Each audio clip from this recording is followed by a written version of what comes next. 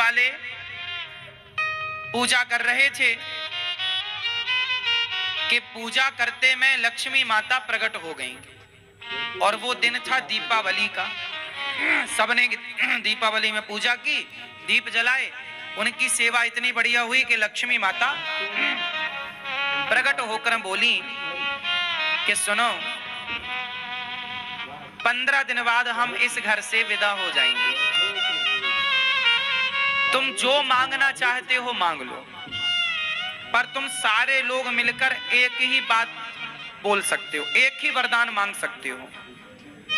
कोई एक वरदान मांग लो, जो मांगोगे मैं दूंगी, पर मैं 15 दिन बाद तुम्हारा जो भाग्य है, 15 दिन बाद मैं तुम्हारे घर से विदा हो जाऊंगी। अब जो घर का मुखिया था, बड़े थे पिता, वो आगे आए, माँ को प्रणाम किया।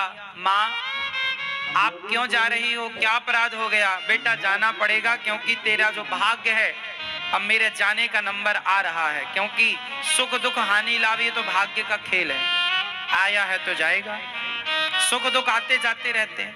लक्ष्मी जी बोली मैं चली जाऊंगी, पर कुछ देकर जाऊंगी। बोलो क्या चाहते हो? तो बूढ़े आदमी थे, उन्होंने पूछा अपने बेटे से, बेटा लक्ष्मी मैया बोल रही हैं, क्या चाहते हो, बताओ क्या? अब वो बोले हम तो बूढ़े हो गए हैं, कुछ दिन बाद तो मर जाएंगे, तुम बच्चों की खुशी किसमें है, मांग लो लक्ष्मी माँ से। तो बड़े बेटे ने कहा लक्ष्मी मैया से बहुत सारा सोना मांग लो, सोना गोल्ड। किसी ने कहा प्रॉपर्टी मांग लो, जमीन जायदाद। किसी ने कहा हीरे मोती मांग लो। तो कहा कि भाई जब लक्ष्मी जा ही रही हैं तो सोना और जमीन जायदाद कितना भी मांग लो और मिल भी जाए तो लक्ष्मी जा ही रही हैं तो सब चला ही जाएगा जो आप लोगे, क्योंकि लक्ष्मी जाने का मतलब है कि सब चला जाएगा। तो लक्ष्मी जी से क्या मांगे? किसी ने कहा कि सुख मांग लो। बोले सुख तो मांग लें, पर ठीक है, पर सुख भी तभी तक तो सुख है जब तक लक्ष्मी मां है। क्या मांगे? भक्ति तो थी उन लोगों के अंदर। तब छोटी बहू ने आगे बढ़कर कहा पिताजी, लक्ष्मी मां से बोलो कि आप जाना चाहती हैं, खुशी खुशी जाएं, पर एक वरदान देकर जाएं। और वो वरदान ये कि लक्ष्मी जी जब जाएंगी तो हम परिवार में आपस में झगड़ा ना हो, लड़ाई ना हो, आपस में मन मुटाव ना हो, क्योंकि जब समय बिगड़ता है ना तो आपस में लड़ाई झगड़े की स्थिति तैयार होती। तो छोटी बहू ने सलाह दी, पिताजी आप लक्ष्मी माँ से कहो कि माँ हम परिवारी सभी जनों में एक दूसरे के प्रति प्रेम बना रहे, आपके जाने के बाद भी हम लोग सदा इसी तरह रहें जैसे अभी, प्रेम से एक दूसरे का पूरा ख्याल रखें और पूरा परिवार में हमारे प्रेम रहे, आपस में प्रेम समाप्त ना हो। जितना प्रेम जेठानी से मेरा आज है, जेठानी का मेरा मेरे से आज, सास से, ससुर से, पति से, ये प्रेम हमारा बना रहे। लक्ष्मी जी से कहा, बात सबने मोहर लगाई कि बात तो ठीक है। देखो रिश्तों को बेहतर बनाने के लिए आपस में क्या चाहिए? प्रेम चाहिए। पैसा तो आएगा जाएगा, सुख आएगा जाएगा साहब, लेकिन देखो प्रेम होना चाहिए। तो लक्ष्मी माँ से सबने कहा माँ आप जा रही हो तो जाओ, लेकिन हम आपस में सबके अंदर एक दूसरे के प्रति प्रेम बना रहे, ऐसी कृपा। लक्ष्मी जी ने जब सुना कि ये लोग तो प्रेम मांग रहे हैं तो लक्ष्मी जी बोली अच्छा तथास्तु, मैं तुम सबको प्रेम से परिपूर्ण करती हूँ। आज से तुम जैसा आज तुम्हारे अंदर एक दूसरे के प्रति प्रेम है और भगवान के प्रति प्रेम है, ये सब प्रेम बढ़ता रहे। लेकिन अब एक बात और कहूंगी कि मैं तो जा रही थी, लेकिन अब तुम्हारा आपस में प्रेम इतना है और इतना होगा कि जहां प्रेम होगा वहीं मैं रह पाऊंगी, जहां प्रेम नहीं होगा वहां मेरा कोई काम। तो लक्ष्मी मैया ने अपना जाना कैंसिल कर दिया कि मैं उस घर से कभी नहीं जाऊंगी जिस घर में आपस में, आप समझो इस बात को अपने लिए कि आपके घर में क्या आपस में प्रेम है एक दूसरे के प्रति? यदि है तो आप निश्चित रूप से लक्ष्मी से, धन धान्य से परिपूर्ण होंगे। और यदि आप लोगों में आपस में प्रेम नहीं है तो कितना भी कुछ कर लो, आप लक्ष्मी से, धन धान्य से परिपूर्ण। लक्ष्मी माँ वहीं टिकती हैं, वहीं रहती हैं जहां आपस में प्रेम होता है। भाई का भाई से, भाई का भाई से, पिता का पुत्र से, पुत्र का पिता से, पति का पत्नी से, और सास का बहू, जेठानी, देवरानी, आपस में। गोस्वामी तुलसीदास जी ने भी लिखा कि जहां सुमति तहां संपत्ति नाना, जहां कुमति तहां विपत्ति निदाना। जहां एकता है, जहां प्रेम है, वहां सब कुछ। और जहां, अब सोचो, आप विचार करो कि आप पति पत्नी के पास प्रेम ना हो तो फिर क्या होगा? धन क्या कर लेगा? इसलिए पति पत्नी, सास ससुर, माँ बाप, बेटा माँ बेटे, भाई भाई, पिता पुत्र, सबके बीच में आपस में प्रेम हो। प्रेम बहुत बड़ी चीज है। जहां प्रेम होता है वहां सारी खुशियां होती हैं।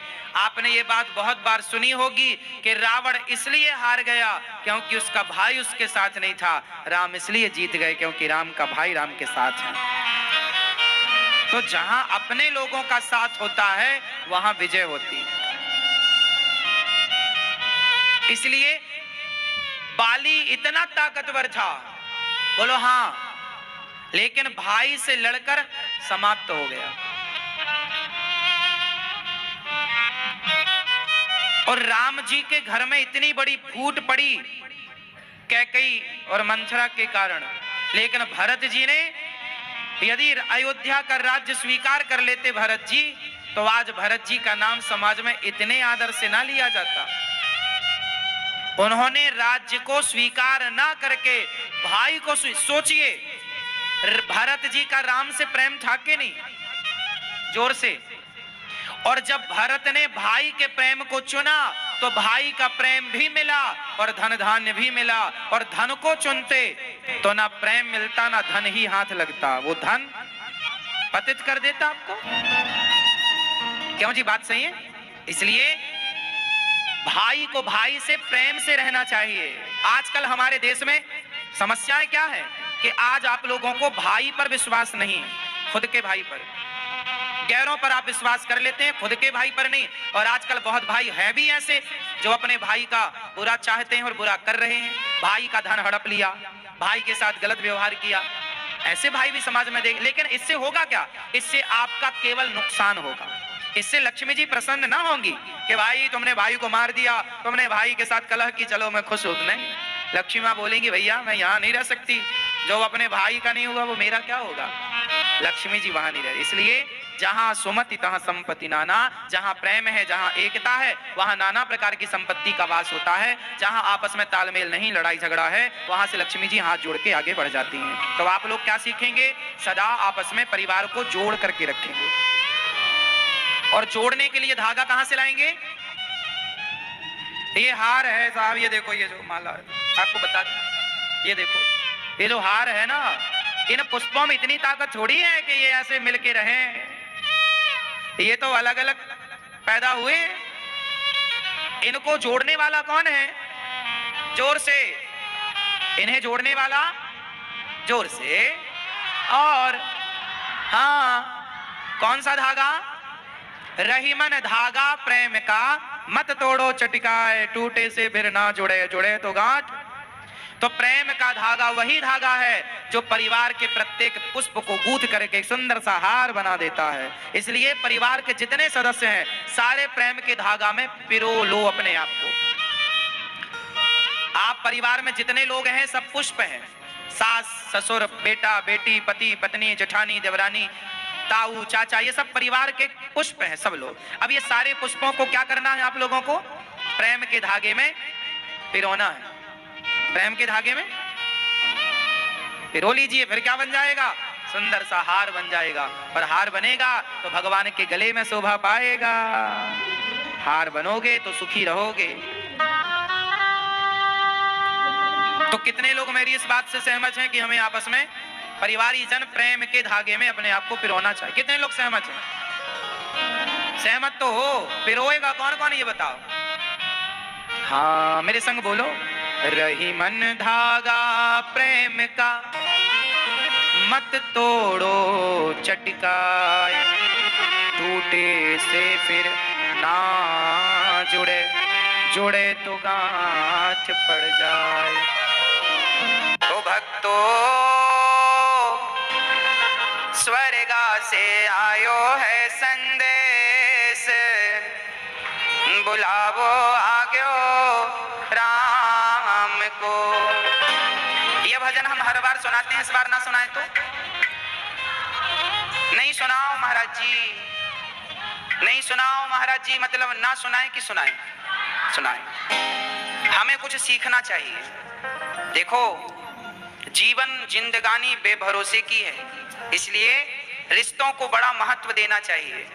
रिश्तों को महत्व ना बाहर से देना चाहिए, भीतर से तो भगवान को महत्व देना। मैंने कल भी आपको कहा था, आज भी कह दूं कि ये जो पति पत्नी का रिश्ता है, पिता पुत्र का रिश्ता है, ये सांसारिक जो रिश्ते हैं, माता पिता के, पति पत्नी के, भाई बहन के, ये जो रिश्ते हैं ना, इन्हें बाहर से फॉलो किया करो, बाहर से निभाया करो।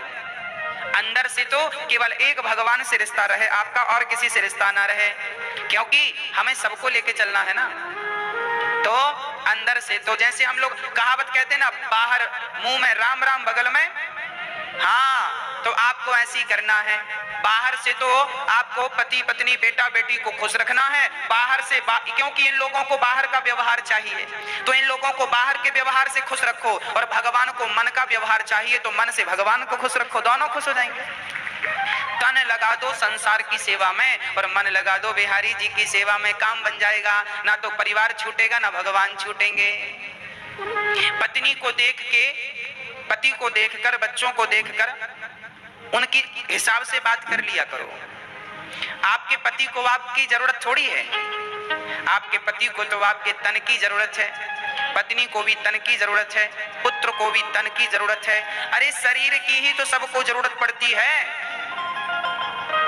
हाँ, शरीर की ही जरूरतें हैं। बेटा भी चाहता है कि पिताजी कमाएं और कमा के हमारे नाम करें, तो तन की जरूरत तो पिता को भी है, हाँ या ना? तन से ही कमाएगा ना आदमी।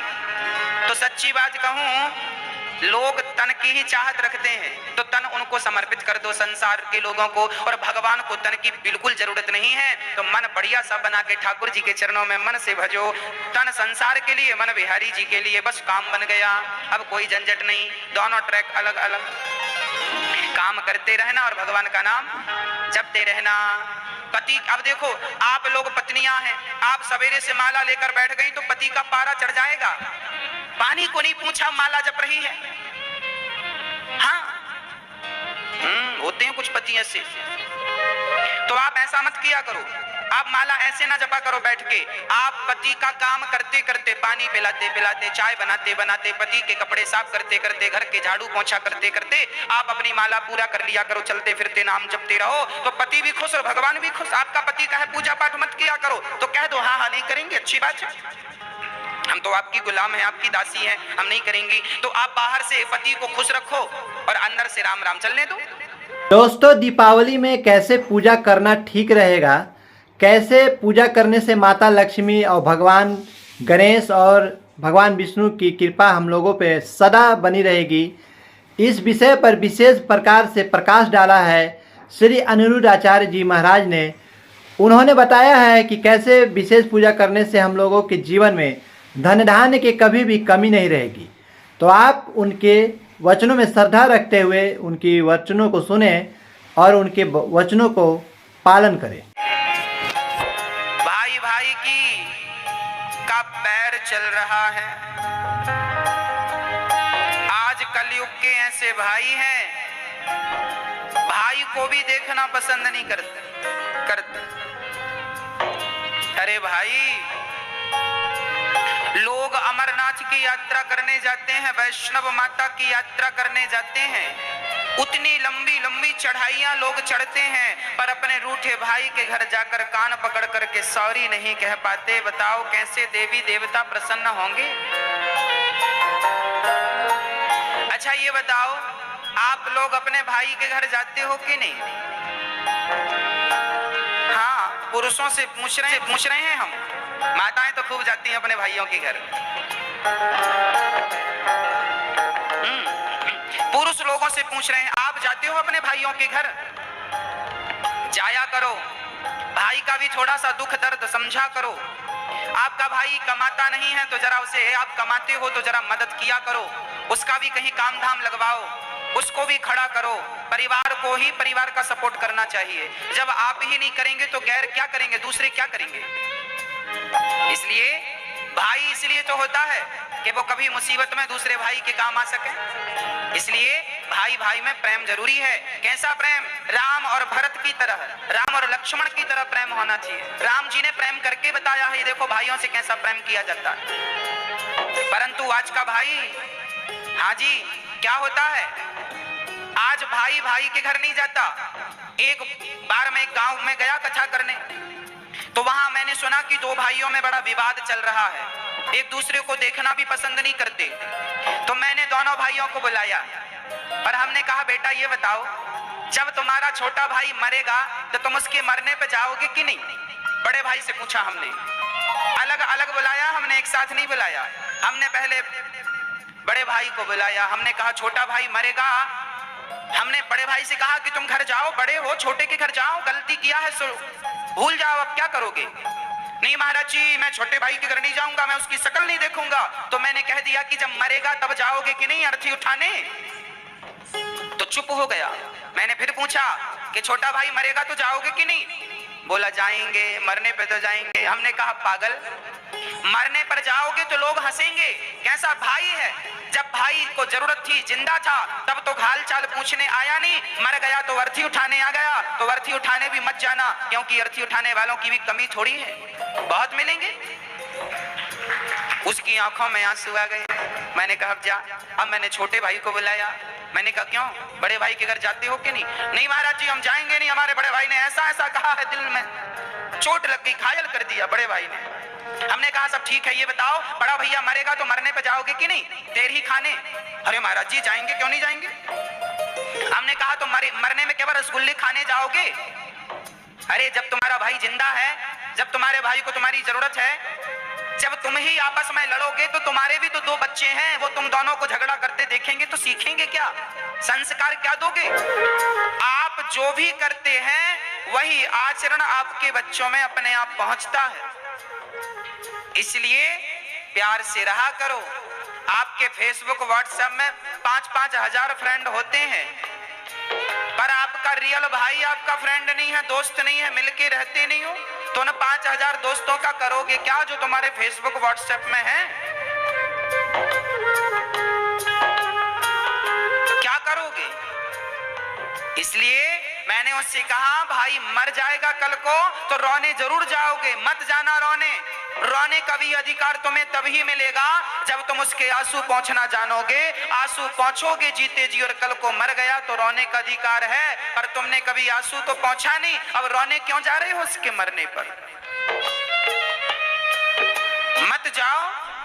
पर ऐसे ही भाई हैं आजकल, मरने पर ही दिखते हैं, जीते जी दिखते नहीं है। तो मैं आपसे हाथ जोड़कर प्रार्थना करता हूं, आप जरूर गलतियां माफ कर दो। बड़े भाई की गलतियां छोटा माफ करे, छोटे भाई की बड़े भाई माफ करें, और प्यार से गले मिलकर रहो। तुम्हें गले मिलता हुआ देखेंगे तुम्हारे बच्चे तो उनमें प्यार बढ़ेगा, संस्कार बनेंगे। हाँ, यदि हम आपस में लड़ बैठेंगे तो देश को कौन संभालेगा? कोई भी बाहर वाला अपने घर से हमें निकालेगा। दीवानों होश करो मेरे देश प्रेमियों, आपस में प्रेम करो मेरे देश प्रेमियों। 1 मिनट की मोहलत दे दो, करूं बहू से बात। 1 मिनट। दोस्तों, आप लोगों से आग्रह है कि आप मुझे पूरा सपोर्ट करें ताकि मैं सद्गुरुओं के प्रवचन को, सद्गुरुओं के सुविचारों को, उपायों को, टोटका को, पूजा पाठ के विधि को भारत के सनातन धर्म के जन जन तक पहुंचा सकूं।